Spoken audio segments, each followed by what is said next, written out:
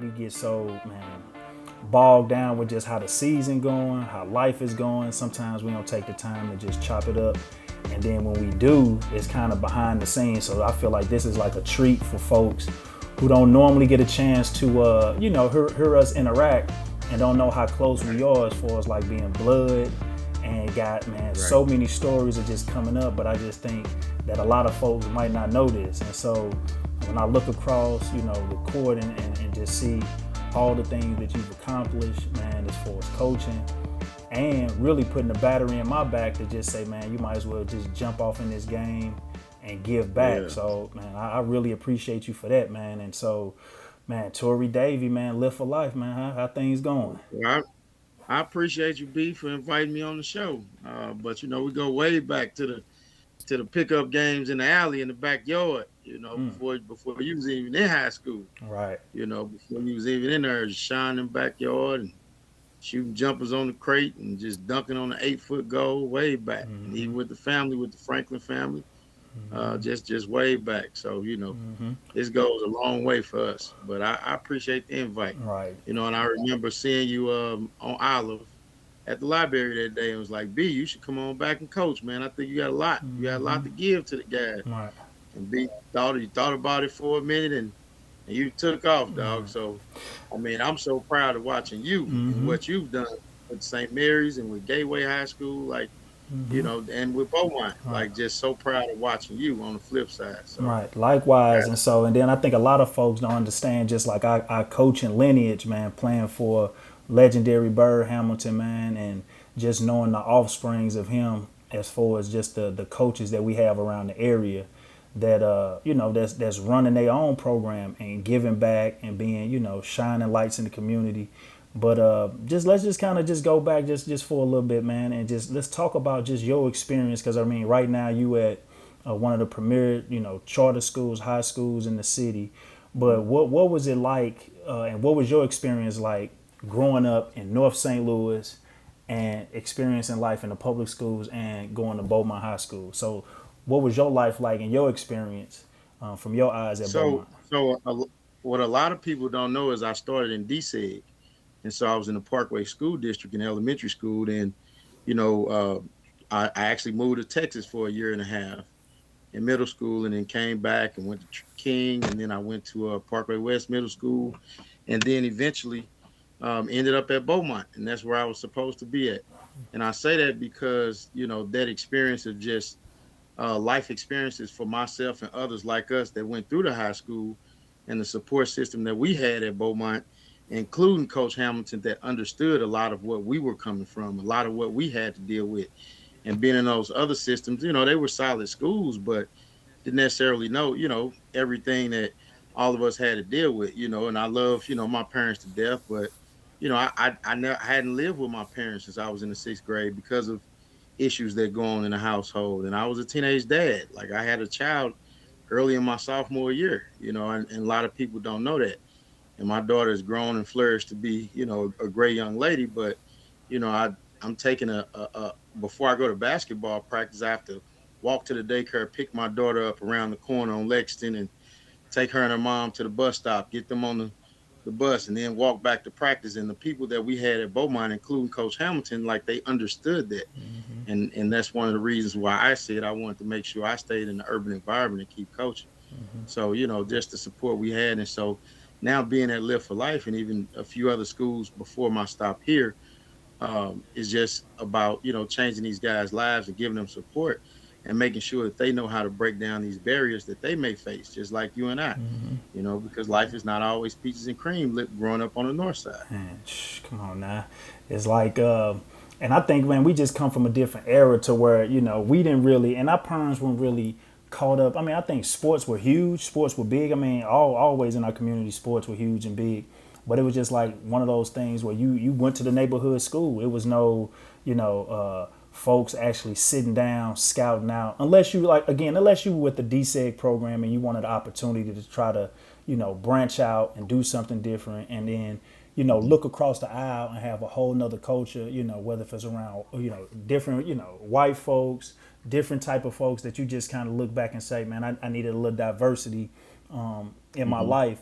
then you would take those routes. But other than that, it was just kind of like, all right, you go to the neighborhood school. And I feel like that was more of our era of, and because, I mean, even thinking about it, a lot of the neighborhood schools were just loaded. I mean, because you had the DSEG, but it really hadn't.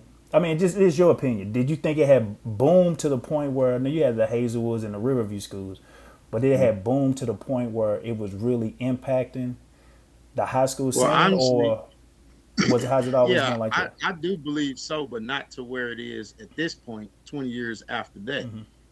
I actually, as a sophomore, sat on a panel at Wash U as a high school sophomore to talk about my experience with DSEG versus my experience at the neighborhood school and the advantages and disadvantages to it. And at that stage, there was a great impact where the PHL and the city schools were always, like in every sport, in every school, or like you said, loaded from top to bottom. And over the years, there was, less loaded, a decline. And with that came a decline in resources, and so like that where we talk about equity versus equality, those things played a part. But it was happening back then, but not to the level that it is at now, which is the fight and struggle. And that's something that I always respect Coach Hamilton for, because he always wanted us to have what everyone else had. Right. And part of that was the resources that was lost because of the DSEG program. So it was a big impact. Even when we were in school, we probably just didn't pay attention to it as much because everybody was still pretty much good and solid in football and basketball. So yeah, man, it's funny because, man, I just finished reading this book, man. I Came as a Shadow, and it's the John Thompson book, and it's just so much of what when I'm reading and when I'm just kind of breaking stuff down, and Hearns is like, when I'm reading it, I see Coach Hamilton's just everything of how he tried to protect us from, just basically like, no, you're not going to just, run over us. You know what I'm saying? Like, as far as doing different things like that and standing up for basically like bucking the system in a lot of different ways that I think, I know I was young, or real young, and really didn't understand. But talk about that transition, because, we're a couple years older. You're a couple years older than me, but talk about that transition from what life was like at Beaumont before Coach Hamilton got there to where it was when he eventually arrived. And so, as far as basketball goes, there was Mr. Cole was the basketball coach. We had a few other, assistant coaches that were great guys. Shout out to Coach Cole, legendary Coach Cole. Coach Cole, Coach Raj, all of them. They were great guys. But when Coach Hamilton came in, he set a different standard for us. And like you said, you're going to do as I say, or you're not going to play. All right. Back then, before Coach came, nobody worried about haircuts. But, Coach had a rule where we couldn't have braids or dreads if you played on the team. And we didn't understand that. Everybody thought he was crazy, but he was just really establishing a culture and making a statement. And it wasn't that he was against braids and all those things, but just trying to let you know, like, there will be discipline and rules around here. And he eventually loosened up on that. But I understand, like, now we understand why he did that, right? We wouldn't necessarily do it these days and times, but we understood why. So we have things that we learned from him to establish our culture. And there's a certain level of expectation. And you as a parent, you can't run, our programs, and you can't just do what you want to do. And there's a reason behind that. There's a reason for that. And if you follow the script, you will be successful, not only in basketball, but in life. You and I prime examples. We're doing, the two kids from the north side doing okay, whether it be coaching or professionally, and able to take care of our families and raise our kids and do the things. And a lot of that was the foundation that Coach laid. So, that's that old school mentality. Somebody told me before, I think that your gift is you mix old school with new school, because you have to adjust. Right. We can't have just all heavy hand, right? But a lot of those old school values and traditions you have to have when building a program. And this is my third program, that I've been at, and the previous two were literally from the bottom, right? Like literally from the bottom. And so we have to do a lot of things in those years to establish that culture, and you with the heavy hand, and then you eventually let go and give more and more freedom. And so you kind of you touched on it. I think the most important thing is having value. You know what I'm saying? Like, you having your values and your morals to where certain things are not gonna fly. And like you said, you will loosen up, because it's gonna be a time and a point where you have to, just like when we get cell phones or you get computers, you have to update the software. And every 9 and every 2 years, 3, you have to update what you're doing, even as a professional, as a coach, to kind of adjust with the times. But I think the best thing that, and even I see it with you, as far as, having some type of value to your program. And, a lot of folks might not understand it, but at the same time, it's fair, and it's built on principle. Like, if nothing else, man, Coach Hamilton taught us about having some principles, some morals, some loyalty, some, all of the stuff that when we look back on it, we can just say, man, is this stuff gone today? Like does stuff like this even exist? But the true, authentic guys that are really doing it and have that passion for it show it, and they display in their program. So do you think that those are some of the ingredients that you kind of learned from Coach Hamilton? Yeah, definitely loyalty. He preached that to us. He preached it to us and he showed it to us. And his statement was, if you're going to be loyal to me, the program will be loyal to you. If you're loyal to the program will be loyal to you. And so, not really understanding what that meant all the way when I was in high school, until I got a little older. And so that's the same message I preach to my kids, but you also have to explain to them what loyalty is and what it looks like, because a lot of them haven't been taught, and they come from good homes, good parents. But like we said, parents are younger now, right? And the parents are different in regards to being an athletic parent, not just parents overall, but athletic parents. There's a lot less loyalty. Like, let's just be honest with it. There's less loyalty in it. And so some parents like to go path of least resistance and the easiest way to success, which we all know sometimes it works out, sometimes it doesn't. And so if we continue to preach what that looks like, fighting through and always having the kids back on and off the court, and show them this is what, giving them examples of that, they learn those lessons, and I feel like they become better individuals, better adults, and they take that into adulthood. But also, you can see those benefits on the court when the kids finally get it and understand. Loyalty to the program means I'm not going to cheat the program. I'm going to come to practice every day. I'm going to give my best. I'm not going to threaten to go to another school and do this and do that. It happens, situations happen, things happen that are out of kids' control sometimes, and sometimes out of parent control. But those that just want to jump from program to program because of success or because of something someone said, that's not being loyal. And a lot of times those situations don't work out as planned, and sometimes they do, and more power to them. But I try to preach loyalty. And so if I have a kid that's a freshman in my program and he's coming off the bench on the freshman team, I'm going to remain loyal to that kid for his 4 years through the program. It doesn't mean the kid is going to start, don't mean he's going to score 20 points, but it means you will have a role in this program, as long as you're doing the things you're supposed to do, because I'm going to be loyal to you, no matter how good or not so good you are as a freshman. Right. If you remain constant for your 4 years, I will be constant with you.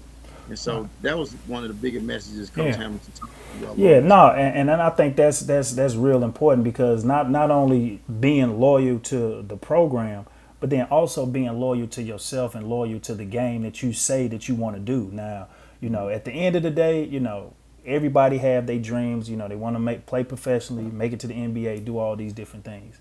But at the same time, it's very important to, experience high school sports, varsity level sports, or even, lower level sports, but just sport in general, because that preps you so much for what life is like outside of, once, you go outside those doors, or, that area of that school. Because 9 times out of 10, if you're going to be working in corporate America or just having a job, you have to be around colleagues and teammates and working together on a common goal, and just staying loyal to that. And so even when I speak on just being loyal to the game itself, that's something that I felt like I learned from him, because it's just like, with deposits and withdrawals.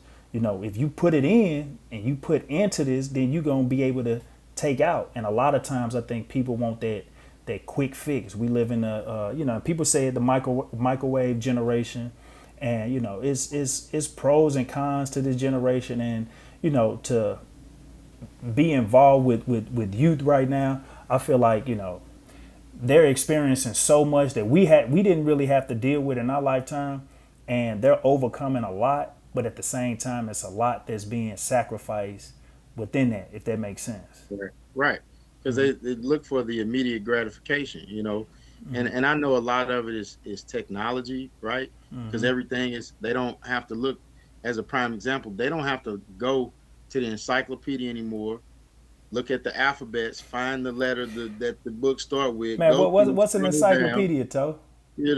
right? What's the encyclopedia, right? Yeah. All they gotta do is Google it, right? Mm-hmm. Now, like you said, there's is a benefit to it. There's pros and cons to it, right? Easy access, but learn they lose how to learn how to find information, right? And that's just an example. And the same thing comes from when we talk about, parents and players. We look for immediate gratification, and because they can see their son highlight on Twitter or Instagram, and everything is posted, and within 10 minutes, somebody in LA can see the same thing that Right. somebody in New York has seen, right? So they want that immediateness.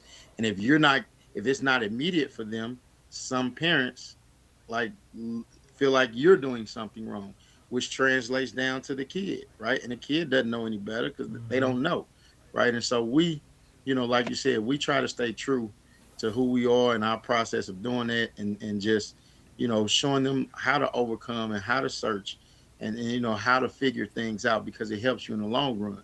It definitely did for us last year. Real challenging season on so many levels, but the kids that stayed the course, like, we saw the gratification at the end of it, Right. but it wasn't immediate. Like, it was a process to it. No doubt, man. And so even just kind of talking about that, like we'll get to that. So let's just talk about just, you making the transition from, being a student athlete, going to college, playing, football, basketball, being involved in the game, but then making that transition to, all right, I'm back in St. Louis. I'm back working with the youth. Was it a culture shock? Was it a like take me through that, as far as like, would you ever realize, like, man, what did I get myself into? Or did you always have that passion of, man, when I'm finished, I want to be able to give back because I want to make an impact on what's going on in our community? Yeah, so before I graduated high school, I knew I wanted to come back and be a teacher and coach. Because of Coach Hamilton, because of my uncle Victor Seals, my uncle Shawnee, I had a lot of educators in my family on my mom's side. And we were, all the men, of course, were heavily involved in sports. A lot of them coached. So I knew when I graduated, when I went to Lincoln, my major was secondary ed and mathematics. So I knew what I wanted to do. I think it helped me because I started so young, because I began coaching high school 2 years out of high school. So this is my 22nd season coaching high school basketball. I'm only in my early 40s, right? So that was an advantage for me.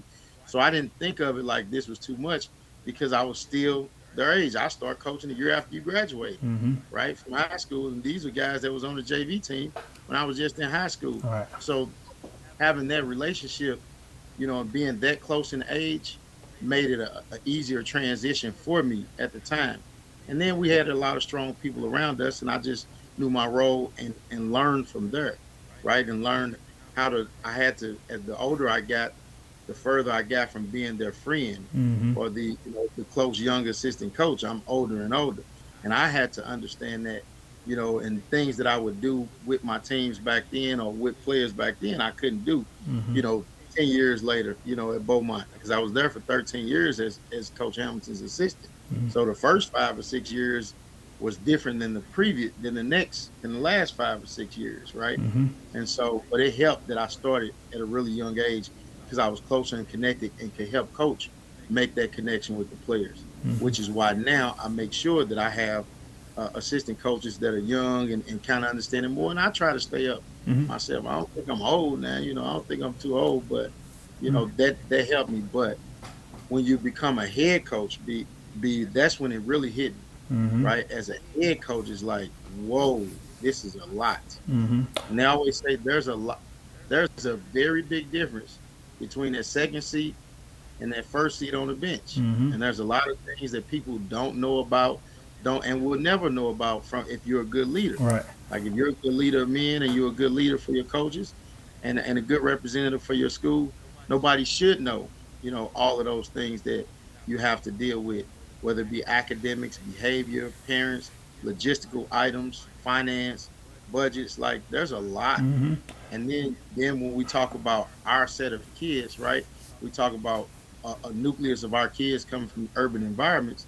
Uh, that's another set of challenges Mm-hmm. to deal with, right, and to adjust to, Right. because you can't just put every kid off the team that's struggling with issues, right? You just So can't put them all. Like so let's they kind have to of learn so somewhere. let's kind of talk about this. So for the 24-year-old coach right out of college that's about to take over his first program, all right, what advice would you have for him? And just based off your experience, but what advice would you have for him as far as, all right, as your first year going into a program? What are some of the things that you just right off the bat that you feel like telling this young man, young woman that's about to get into this game of coaching? What's some advice you can give them first year, about to start the season off and taking over a program? First thing is will you work for free, right? Will you do this for free? Mm-hmm. All right. So if this is something that you would do without getting paid for, like that's the first test that you pass, because it's not enough money to with all the time that you put into it. You're not gonna get. And you're gonna be It's on not gonna some programs. You're gonna be right. on them. You're gonna owe the program every year. I owe the program because I have children that play for the Yeah. program, so I'm in the hole. So will you do it for free? Number one. Number two, when you first come in, soak up as much information as you can, but don't just sit back and be a listener all the time. Jump in. Like I always tell my coaches, I want you to just jump in and give input. Give the head coach a different way of looking at things, right? And that's very helpful to the head coach. And I remember when you first started, B, I was a few years in, but when you came in, like you hit it rolling. You was a gym rat, right? And you had the guys in the gym working out at all times. Like there was things that coach and I didn't have to do Mm-hmm. because you were doing all of that. Just make sure I can open the door. And you have to eat, sleep, and drink this stuff. Mm-hmm. Now, what I learned in my later years, I also have to tell my assistant coaches, you want to pace yourself also, Burnout is right? real, man. Burnout is It real. it is very real, especially when you are one of the top program like St. Mary's, and we're trying to get that way, Mm-hmm. get to that spot at Live for Life Academy and these top programs. You have to pace yourself because it's all year round. You're doing things pretty much all year round with a few small breaks in between. So I tell my young coaches that they just want to go heavy Mm-hmm. and go hard all the time. Slow your roll, just pace yourself, right? Pace yourself. And so I think those are three important things. Will you do it for free, right? Mm-hmm. And be a sponge, but also be another voice. Don't be scared to speak out. Give another voice, give another angle, another way of doing things or looking at it, and then pace yourself. Find what your pace is, Mm-hmm. all right? And everybody's pace is different based on their family situation, work situation. Like there's things that I can't do now that I did before because I'm the dean of students at the school. Mm-hmm. So a lot of things that I used to be able to do, good things that I have good young assistant coaches that can pick up the slack because there's a lot more responsibility in the building now. Whereas before, when I first started, I was available at all times. So, Mm-hmm. find your pace and So don't get burned out. so let's say a young coach coming into a program and they look around and they may have maybe two or three ball players. All right. What advice can you give them as far as, all right, I got three guys showing up to open gym. I got, a kid that, he comes, but then he really don't give it his all. Like, kind of talk about some of those things because we've all been there. Like, people just think right off the bat that St. Mary's just dropped into a place where, we competitive and, kids, we got college coaches coming and all these different things. And me, myself, as a head coach, people don't understand that, man, it used to be days where we have to go get kids. We have to physically go get kids. And anybody that's listening to this and may, shun and looked at this as being shunned upon, But just like what you just got through saying, would you do stuff for free? Would you sacrifice so much of your time? And then will you get it done at the end of the day? Will you be able to get it done and then be able to get those kids there and get them back home safely? But just talk about that, because I think a lot of folks it's that misnomer of just thinking that, coaches are just, they want tailor-made kids. But sometimes we have to fight from the ground up to get our programs to a certain point where we get certain caliber kids there. So just kind of speak on that a little bit.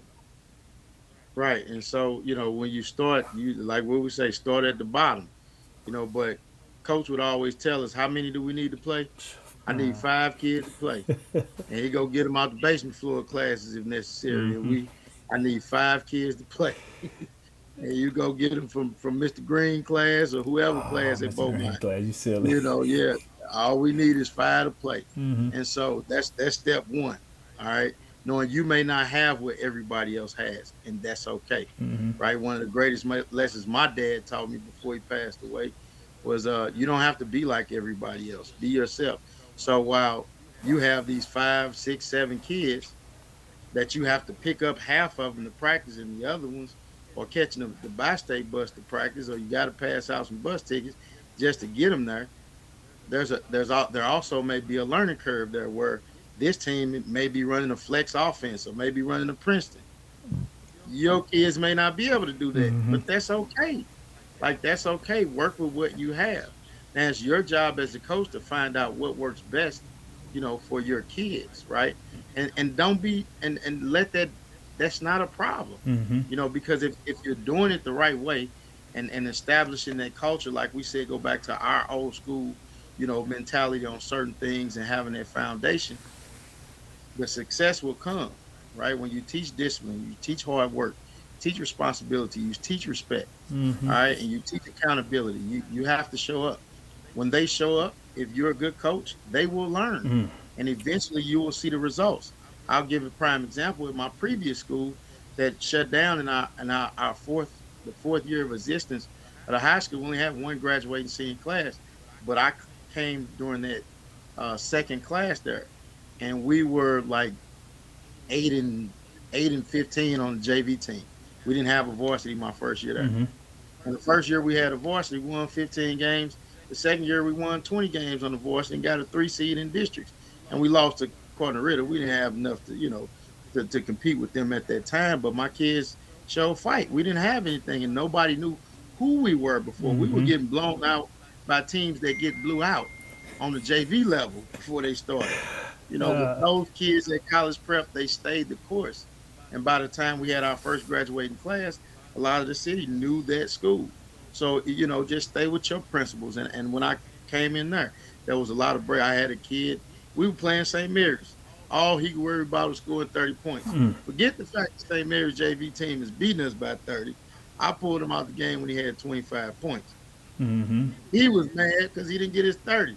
So trying to teach him, and I couldn't be mad at him because he didn't know. But when you teach those principles, son, like, it's not about all of your points you score and all of that. Like, we're trying to learn how to win games, right? Mm-hmm. And by the time that kid was a senior, he averaged about 20 points a game for us on the varsity level and got a college scholarship, played ball, and he was a leader of a team that won 20 ball games. Mm-hmm. Was on a 16-game winning streak at one point.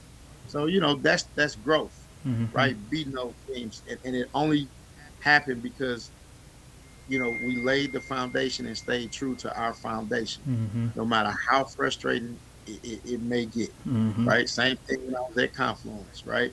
Started off first year we won 6 games. Next year we won 10 games, and we were primed to be a really good team my third season as a varsity coach. But a few things happened there, but you can see it, Mm-hmm. right? We went from getting we got beat by 20 by the team that got beat by everybody else by 40 Mm-hmm. to the team that beat those teams by 20 and 30 in just a year, Mm-hmm. right? And so that's how you get those things to happen. Man, so when does the preparation start? Because I know a lot of times, man, we get parents that come in, and I feel like, man, youth basketball, middle school basketball is just like a big boom nowadays. And so it's like kids play a ton of basketball before they even enter high school, and then all of a sudden when they get to high school, It's just kind of like that little gray area of they still want to do middle school stuff. So when does it start for you? So you get a kid that's going to commit to come to Live for Life. When do you have that conversation with that parent about, look, these are the expectations for our program for us to get, ultimately to get a state championship banner? We need a commitment from little Johnny. When does it start? When do you start having those conversations with a parent so it's not hitting them all at once and then you get some type of, kickback or some resistance from folks? It starts with the first conversation, right? Laying the expectations, laying it all out there. This is what our program is about. This is how I coach. I coach hard, but I coach with a lot of love, and you have to let parents know that in that first conversation. I feel like Mm-hmm. when you have that first, because it's no sugarcoating it. Like, I'm not gonna baby your son, but I'm also gonna love on them and not beat them down in the ground either. Mm-hmm. And they need to know what that looks like, and so that starts right there. Overall, as a group, the first day of after we pick our teams, we have a mandatory overall parent meeting, and I am geeked for this year's parent meeting to talk about expectations and different things, right? And you have to do that, Mm-hmm. even with the kid. And this was Coach Hamilton telling me again, going back to coaching high school. He gave me a story about Dean Smith Mm-hmm. and somebody going to visit Dean Smith, and the assistant coaches bringing a kid in there. And Dean Smith said, "Look, I'm gonna be a hard coach. I want your son to play for me. You make the decision." And Dean Smith walked out the door. It was just that simple. Like, it was just like that. So either you want to play for him or you don't. He Right. said, he letting you know that right now. Not a whole lot of words. Mm-hmm. Today's parents, you really have to, let them know that up front, right? Your kid is not promised to some programs. They are, and some kids are that special where they you can tell the parent he's going to be starting day one as a freshman. 99% of kids that we get in, I can't promise you that your son is going to start. I can't promise you he's going to play varsity as a freshman. But I do promise you, if he works hard and does things he can do, does things that he has the potential to do, like, he will be rewarded. Mm-hmm. He has to be. And that's with my own son. I had to recruit my own son, Mm-hmm. right, to school with me. And I'm glad I did, because he earned all district honors last year, and I didn't have one vote for him. Mm. I didn't know he won all district until we got home. But I had to recruit my own son because mom wanted him to go to Metro like his big brother. Mm-hmm. And so I had to explain to my child and my child's mom what my expectations were as coach and how heavy-handed I am as coach. And my son wanted that, Mm-hmm. right? And I'm heavy as a coach. I'm not going to promise you anything. And my son, as an example, worked his way and didn't start until his junior year, didn't play varsity until his junior year of high school, Mm-hmm. and it was all district performing, took us to state. I have a really talented guard who's point guard, Dennis O's, whose family trusted me with him last year. And I told him, as special as he is, he will work and earn everything that he did. And we don't go to state without that freshman. Mm-hmm. He worked his way from the freshman team to the junior varsity team to closing the game out in the district championship game as a freshman, scoring 5 big points in a 2-minute stretch, right? And we don't get to state without this kid. But I'm not going to promise a parent that up front. And so you have to do that. But with the way a lot of our instant gratification parents think, you want to maintain more communication with them, Right. ongoing than maybe in the past, like our coach did. Our coach wasn't talking to no parents. Man, Those if we even had some parents that was gonna show up or even participate, some Right, of them just was gonna right, come to the game and leave, or right, or not even right. be around to even figure out what's going on. Yep. And I have great parent support at Live for Life. Mm-hmm. Great parent support. And I'd like to open those lines of communication up, communicate them with specific things that are going on with their kid, our team overall, on a more ongoing basis than I probably would have done 10, 12, 15 years ago. Right. Because that's what's needed by today's parents. Is not a bad thing. It's just it is what it is. We're in a new generation. Right. So you want to, as a coach, continue to communicate, especially when you see a kid fighting or you see that it's going to be challenging for your son. So this is what I'm about to do. Mm-hmm. I'm about to push your son to the limit. So he's going to come home and not like me today. And if you're preemptive with that, then parents can, they're already prepared mentally for it, right? And so that would be my input Yeah, on I look to. on I mean, sometimes I feel like even with a lot of my kids, the conversation is there with the mothers a lot. With the dads is more like they kind of sit back and I'm not gonna ruffle a lot of my mothers out there, but they're nurturers. They're concerned about making sure that their kids are not getting misused or being taken advantage of or just being mistreated. But I think that that's real important that you keep those open lines of communication and just constantly just hit them with stuff. I think it start with my group. I mean, summertime. I mean, I asked a lot of my parents when they making that transition from eighth grade, and a lot of our kids have to take a bridge program, especially in the eighth grade. They have to be on our campus for at least 2 weeks, going through the whole process of what it's like to be at St. Mary's. And right then and there, I'm just hitting them with just so much information because a lot of them are naive or just misinformed about even what our Missouri State Athletic Association, and everybody is talking about Misha. Like, man, who is this girl Misha, and why is she giving my son trouble? I'm like, nah, that right, ain't that's the state. And so you have to know these rules because in the past, for a lot of middle school programs, if it's not really like that, a kid could play with F's or discipline right, problems and it not be a issue. But you need to be informed right off the bat if he's gonna miss a game, or if I have to sit him down, or if he's just not up to par with what's going on in the school. He may not be able to dress or play for our programs. And so I right, just think, like what you said, keeping that open line of communication constantly there, it helps a coach in the long run, so it's no misunderstandings later on down the right, road when something may happen. Does that make right. sense? Yeah, it does. Our program takes the same way. We are a charter school, but this is one of the top academic charter schools in the city. And I sent my own daughter here. She graduated almost 10 years ago before I ever thought about coaching at Lift for Life because of how good the school itself is, and trusted to bring my own son. So having to explain to parents, this is not the school where you can have an F, like one or two F's, or you can barely come to school and not play. I had two starters that only played less than half a season my first year at Live for Life just because of attendance, All right. and like even last year I played without a starter most of the season because of grades, and this is the expectation, and we lay it out, in the parent meeting if it hasn't been laid out before, if parents didn't understand.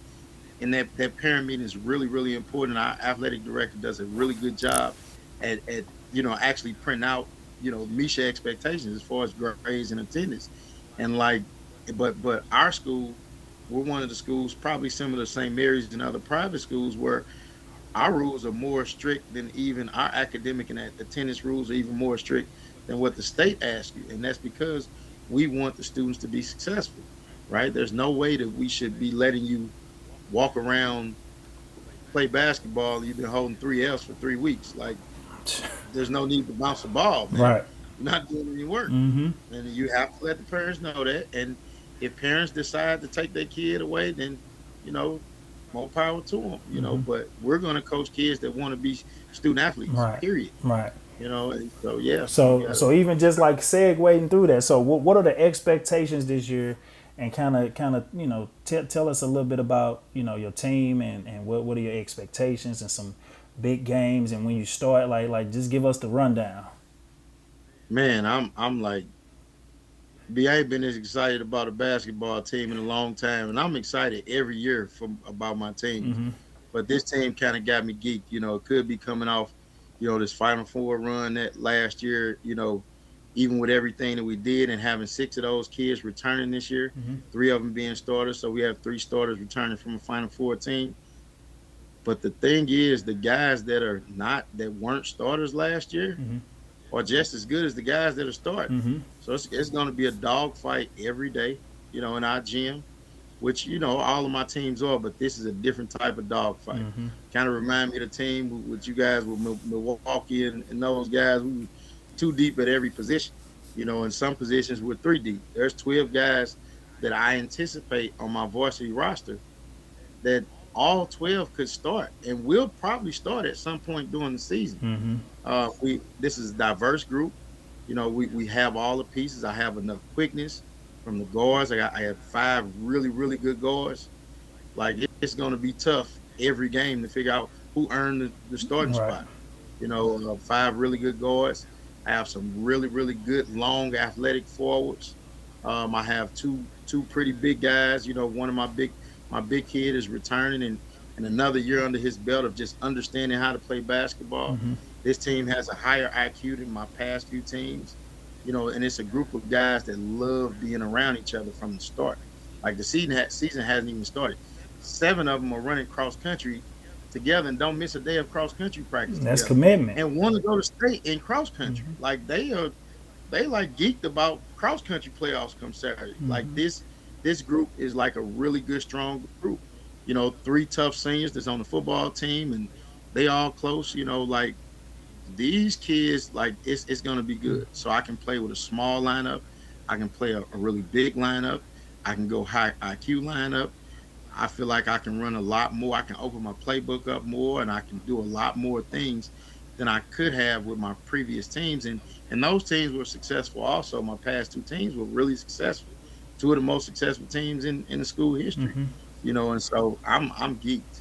I'm geeked. Man, that's good to hear, man. So when you open up, so when you get started? So we open up with the Metro East Lutheran tournament as of now, which is normally a really good tournament. The last year they had the tournament, we won the tournament championship by beating 2 of the top teams in the area, which was Alton Marquette is normally in it, and Mater Dei is in there, and so you know those teams I think will be returning one of the top schools in Illinois. With the kid, I guess he's ranked number 1 in the junior class in the country or in Illinois or something. Another really good team. I forget the name of the team right now, but our schedule. Our AD has done a good job working with me, and just like this schedule is really tough. We picked up a game with Chaminade this year, and we're going to Kansas City for the 12 course of Christmas, and we're playing St. Joseph Lafayette, I believe, one of Okay. the top programs on that side of the state. Mm-hmm. Team out of Iowa that's a defending state champ. Well, that was a state champ within the past few years. Also playing KC Central, which is always a top-notch program. I remember we were at Beaumont. We went down your senior Mm-hmm. and played KC Central. KC Central. Always a lot of athletes to get up and down. We're in the rotating 8, the Legends Christmas tournament. Non-conference game. I mean, we don't have a conference, but Right. games against Whitfield. St. Mary's is on the schedule. Like I know you got a lot back. You didn't graduate a lot. You got a Man, we lot ain't back. doing nothing over my way, man. Look. Okay, yeah. You tell that to somebody else. Like I tell you, tell that to Man. somebody else. But we're playing some of the top programs. Last year's schedule was really tough. Play Helias again this year. Um, like we played them last year. We playing Cape Central again this year. A lot of really good teams. Yeah. So we open up Metro East Lutheran, but we hit the ground rolling. We get Lutheran St. Charles at home on the 23rd, kind of sandwiched in between there. And that first week of the season, we'll have 4 or 5 games in and see where we are before we hit Chaminade. Man, ooh, boy, jam packed, boy. But man, it's good to hear from you, and it's good that you got that energy. And I think that's half the battle, because again, we look back on it and we start counting the years, and it's just kind of like, man, do I still have the energy to, make it feel like I just started? And just hearing from you, man, you sound like, man, that you ready. I'm proud of you, man. I'm proud of the run that you made last year. And then just like I said, man, just me giving you your flowers right now, because again, if it wasn't for you, I probably wouldn't be sitting here in this position right now, coaching high school sports, being around the game. So you always put that battery in my back, and I learned a lot from you, man. And even though, if we don't talk often, man, I really appreciate you, man, for, not from just this conversation, but just in life, just period. So I really appreciate you though, bro. I appreciate that. I appreciate that too, B. It's been all love for us. They don't know we go back.